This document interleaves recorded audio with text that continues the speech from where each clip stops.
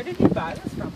You order them online, actually. There is no retail stores. And then they either deliver it right to your house, or you go there and pick it up and you walk out on the red carpet and you pick up your car. It's quite an experience. It's a lot different than your typical buying cars.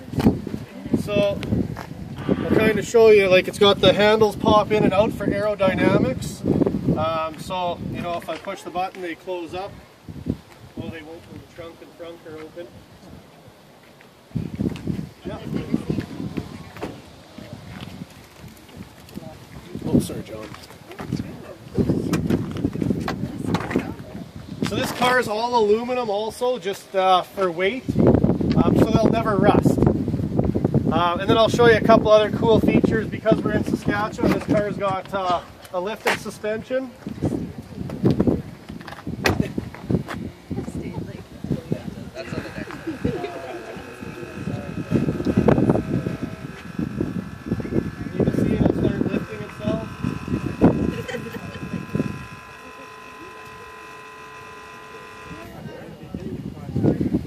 As you go faster, it drops.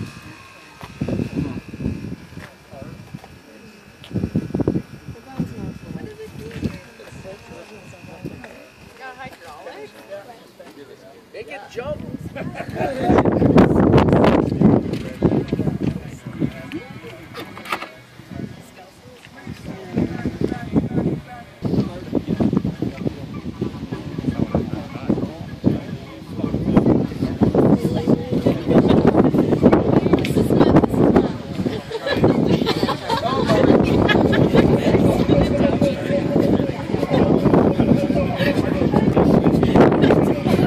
I'll just drive it around. See, it's running right now, like we're started. So if everybody's clear, I'll kind of...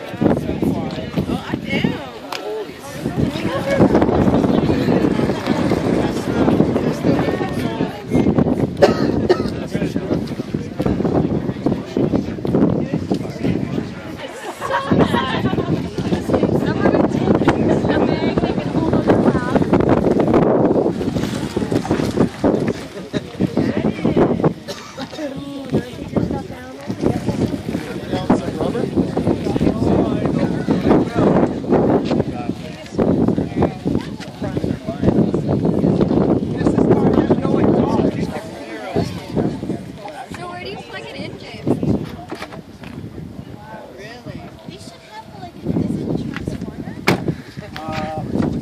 Plug it in. Right there.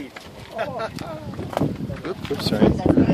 So it's pretty sleek. It's well good. So it has an 85 kilowatt battery bank in it. But so per kilometer, to put it in perspective, it uses 230 watts per kilometer. So really, it for 430 kilometers, it costs about at home. It costs me about $6 to $7 to fill it. I figured out the other day my 8-panel system at producing 10 kilowatt hours a day, it can go about 50 kilometers a day on the charge. And that's if I don't use it for anything else like my fridge and furnace fan and everything. So for this car alone, this would suck up a 10 kilowatt solar array. Just to kind of put it in perspective. But you got your own gas plant right on your home, cheaper than it costs to build a gas plant. Right. So, and we have been doing that in Cuba. What we're doing right now is actually building big carports that are solar to keep the vehicles shaded so you're not using as much air conditioning. And we're also taking the demand off the grid because they do have such a terrible grid there by penetrating it with the solar and the electric vehicles, charging the vehicles more at night, and during the day using the vehicle as a battery bank. So typically, you build an off-grid home, your biggest power draw is when you're there.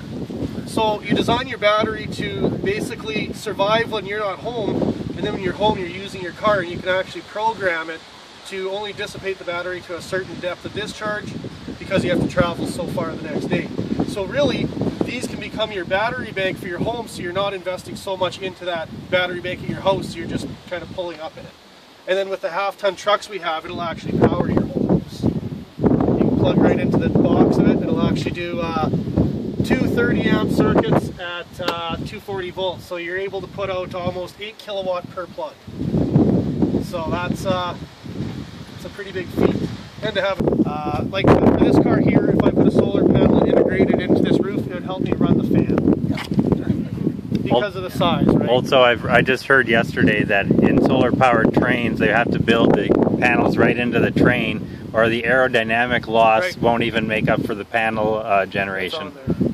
And that's why this car here, it adjusts its ride height. The faster you go, the more it sucks down.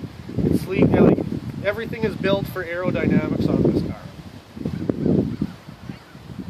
I like, to me, you know, this is one of the only ways of transportation. Every time I have to get in the truck, it's kind of, I feel bad. I won't fill it up, so Brooke has to, she usually has to fill it up for me.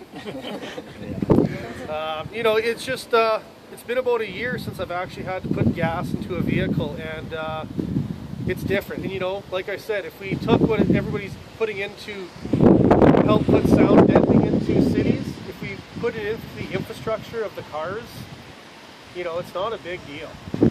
And that's why if you guys are going to go to the city council meeting, we need to help them push the fact of those car charging stations that they're kind of saying aren't feasible. They are. We need more of them. We need public stations to charge, because that's like saying we're going to pull every gas station out and you can put it in your backyard.